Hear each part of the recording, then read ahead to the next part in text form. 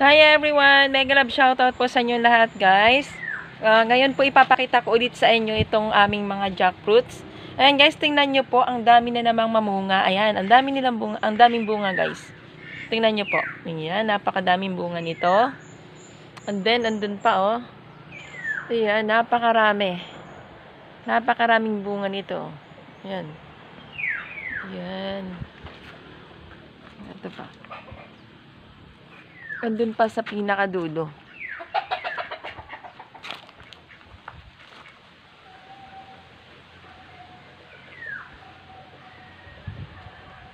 Ayan po mga kaibigan, andyan sa taas yung aming mga malaking bunga ng langka.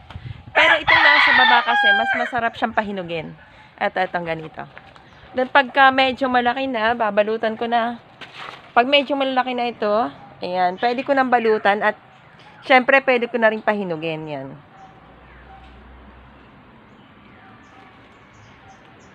Ang ganda guys, nakakatuwa talaga pag may mga tanim na mga prutas dito.